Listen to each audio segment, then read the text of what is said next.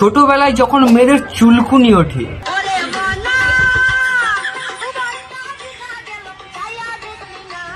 সেই মেয়েগুলোই আবার বড় হয়ে বলে আমি রেন্ডি মানা।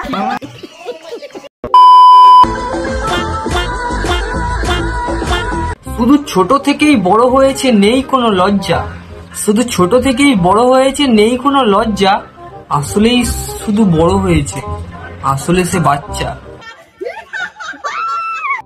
বাচ্চা হতে পারে ব্যবহারটা বড়দের মতো করে, বাচ্চা হতে পারে ব্যবহারটা বড়দের মতো করে। আজ একে দেব হালকাভাবে করে, মানে video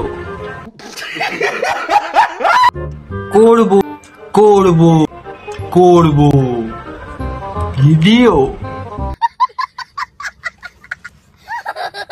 hello guys, welcome to my channel CM Chandan. গুজরাটের ছোট ছোট ভাই বোনের আজকে ভিডিওটা তোমাদের জন্য নয়, আর যারা ভিডিওটা দেখছো পরে না পান হেডফোন। তো চলো আজকে ভিডিও শুরু করা যাক।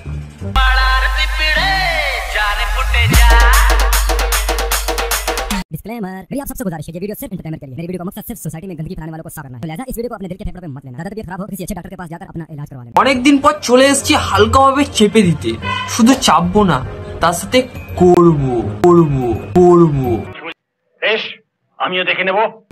আজ আমরা যাকে নিয়ে কথা বলবো তার মনে এতটাই কষ্ট, এতটাই কষ্ট, এতটাই কষ্ট যে সে স্যাড সঙ্গেও নেচে দিতে পারে।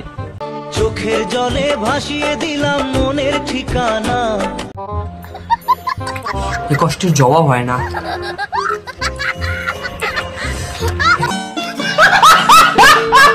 খেয়াল স্রোতে চাইলে তুমি অন্য মোহনা।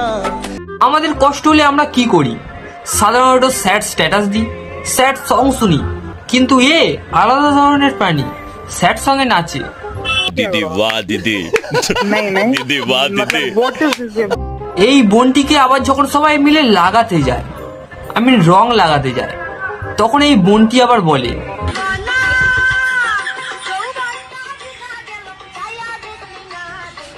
যৌবন খুব ভালো জিনিস, নিজের কাছে রাখো, চাবি দিয়ে রাখো, তা বলে বাজারে বিক্রি করো না।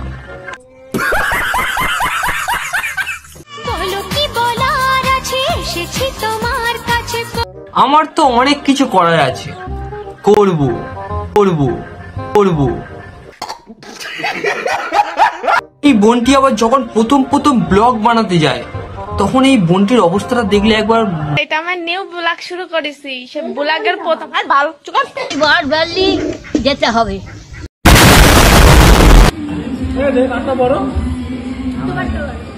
সত্যি কথা বলতে এতে সারাদিন কোনো কাজ নেই, শুধু গেলে ভিডিও বানায় আর নিঃশ্বাস নেয়। ভাই তোরা কেন নিঃশ্বাস নিস? নিঃশ্বাসটা তো বন্ধ করেও রাখতে পারিস। আর এর আবার যখন কচি বয়সে বিয়ের চুলকানি জেগে ওঠে, তাই বাপটা কেউ ছাড়লে না। আর বাপের বয়সটা খুব বেশি হয়ে গেছে, সত্যি বলছি, এরকমই বুড়ো বাপ জন্মে দেখিনি। আর এর হাসিটা একবার দেখো, যেন দাঁত কেলানে মদন।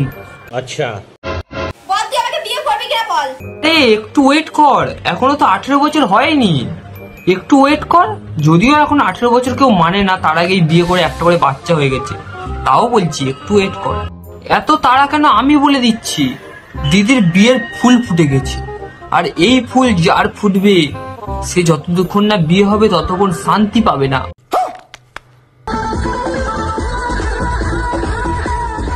আর কারা যেন আমার কমেন্টে এসে বলছিল জিম দিদি খুব ভালো মেয়ে, জিম দিদির নামে একটাও কথা নয়, এটা তাই ভালো নমুনা।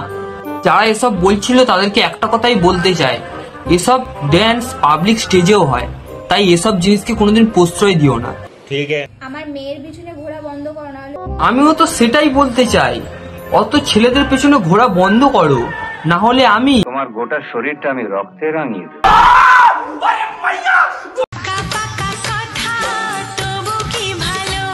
এরকম পাকা পাকা মেয়ের জন্ম কে দিল?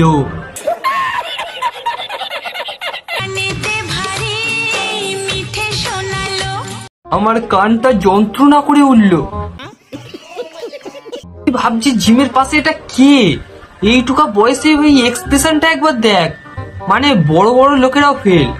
এইটুকা বয়সে সাধারণ বাচ্চারা কথাও ভালোভাবে বলতে পারে না, আর এ কিনা রিলস বানাচ্ছে। এ সিওর বড় হয়ে এরকম কিছু করবে।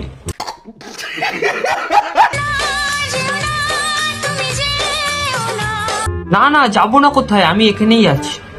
বাবা গো, বেঁচে থাকতে আর কি না দেখতে হবে।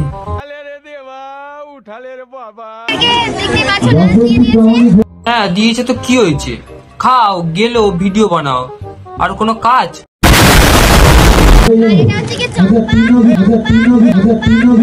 চম্পা? আরে মূর্খ, ওটা চম্পা না, ওটা ক্যাম্পা।